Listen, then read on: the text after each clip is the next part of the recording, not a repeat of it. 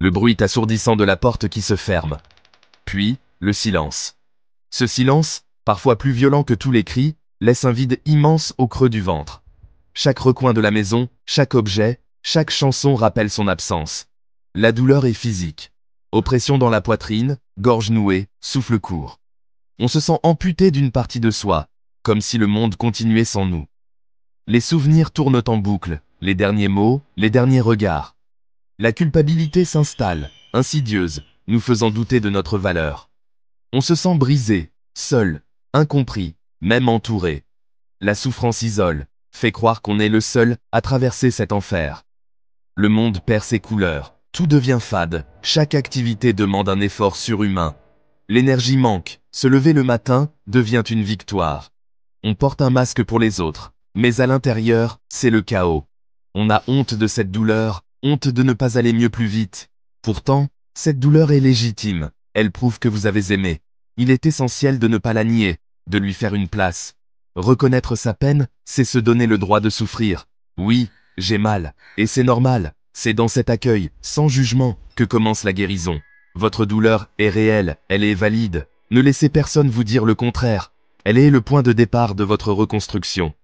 Acceptez-la, écoutez-la. C'est la première étape vers la lumière. On croit qu'une rupture est une fin, c'est vrai. Mais c'est aussi un commencement, c'est un deuil, celui d'une relation et de la personne qu'on était. L'avenir semble flou, incertain, mais chaque fin porte en elle une graine de renouveau. Après l'hiver vient le printemps, après la nuit, le jour. Cette douleur est un signal, quelque chose doit changer. C'est une invitation à vous recentrer sur vous-même. Cette épreuve révèle une force insoupçonnée. Pensez à cette douleur comme une terre en friche, prête à accueillir de nouvelles graines. C'est le moment de redéfinir vos valeurs, vos besoins, vos désirs. Ce n'est pas une fatalité, mais un passage vers une version plus authentique de vous-même. Vous n'êtes pas en train de mourir, vous êtes en train de muer. C'est le début de votre propre histoire. Dans une relation toxique, on commence à s'effacer, à vivre dans l'ombre de l'autre. Ses désirs deviennent les nôtres, ses humeurs dictent notre quotidien. On marche sur des œufs, on ravale nos opinions, on cherche à mériter son amour. Peu à peu, on perd confiance en soi, on doute de son propre jugement. Notre voix intérieure se tait, remplacée par celle de l'autre. On s'isole, on ment, on sacrifie ses passions et ses amitiés. On s'oublie, persuadé que c'est le prix à payer pour être aimé. Puis, la relation s'arrête, et on se retrouve face à soi-même, étranger. Qui suis-je? Qu'est-ce que j'aime? Ce vide identitaire est vertigineux, mais c'est aussi une chance, celle de se redécouvrir, de se réapproprier son histoire, de redevenir soi sans filtre ni compromis. La rupture devient le point de départ d'une renaissance. La rupture agit comme un électrochoc. Le bruit de fond s'arrête, laissant place à un silence effrayant mais porteur d'espace. Cet espace, c'est l'occasion de vous retrouver. Après avoir vécu en mode « nous », vous redevenez votre priorité. C'est déstabilisant, mais libérateur. C'est le moment de vous poser les vraies questions. Qui suis-je maintenant? Qu'est-ce qui me fait vibrer? La reconstruction commence par de petits gestes. Écoutez une chanson, cuisiner, marcher seul. Chaque action pour vous-même est une brique de votre nouvelle vie. Voyez cette rupture comme une redirection, pas un échec. Aujourd'hui, vous êtes à un carrefour, libre de choisir une nouvelle direction. C'est une chance de bâtir sur des bases plus saines, une vie où votre bonheur ne dépend plus de quelqu'un d'autre. C'est la porte de l'autonomie, de la liberté. C'est le début de vous. Après une rupture, la confiance en soi est au plus bas. On cherche la validation à l'extérieur, mais c'est un piège. Le plus beau rendez-vous, c'est avec vous-même. Redirigez l'amour que vous donniez à l'autre vers vous. Apprendre à s'aimer, c'est poser des limites, dire non à ce qui fait mal. Chaque non est un oui à vous-même. Soyez bienveillant. Parlez-vous comme à un ami. Pardonnez-vous vos erreurs. Célébrez chaque petite victoire. Prenez soin de vous. Votre valeur ne dépend pas du regard des autres. Vous êtes complet, seul. Apprenez à être votre propre source de réconfort. Quand vous vous aimez, vous attirez des relations saines. L'amour de soi est le socle de tout.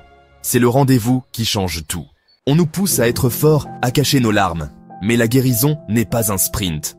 Pleurer n'est pas une faiblesse, c'est une force. Les larmes soulagent, nettoient, libèrent la tension. Accueillez la tristesse, laissez-la vous traverser. La guérison n'est pas linéaire, Il y aura des hauts et des bas. Soyez patient avec vous-même. Ne vous fixez pas de date, limite. Toutes les émotions sont légitimes. Tristesse, colère, doute. Nommez-les, ressentez-les, puis laissez-les passer. Parler à un ami ou à un professionnel peut aider.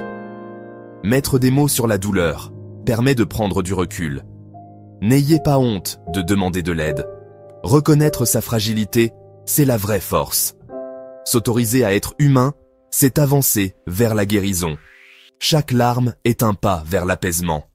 Vous avez le droit d'être vulnérable. Une blessure amoureuse n'est pas qu'une souffrance, c'est un professeur. Elle révèle nos failles, nos peurs, nos schémas. Souvent, la personne n'a fait qu'appuyer sur des blessures déjà là. Cette douleur force à regarder ce qu'on préfère ignorer. Elle offre l'occasion de comprendre pourquoi on a accepté l'inacceptable. On réalise qu'on cherchait à l'extérieur un amour qu'on ne se donnait pas. Cette prise de conscience est essentielle pour ne pas répéter les mêmes erreurs. Vous apprenez vos limites, reconnaissez les signaux d'alerte. L'amour ne doit pas faire mal. Vos cicatrices deviennent votre force, votre histoire de résilience. Elles vous rendent unique et plus conscient de votre valeur. Après la douleur vient la libération. Un matin, la première pensée n'est plus pour l'autre. Vous commencez à faire des projets pour vous. C'est un sentiment de légèreté, un poids en moins. Reprendre les rênes, c'est devenir le conducteur de sa vie. Chaque choix, même petit, affirme votre indépendance. Vous n'avez plus besoin d'approbation. Cette liberté s'accompagne d'une nouvelle clarté.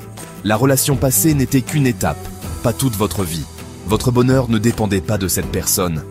En vous libérant, vous vous offrez la possibilité d'être pleinement vous-même. Protégez cette liberté. Continuez à vous choisir.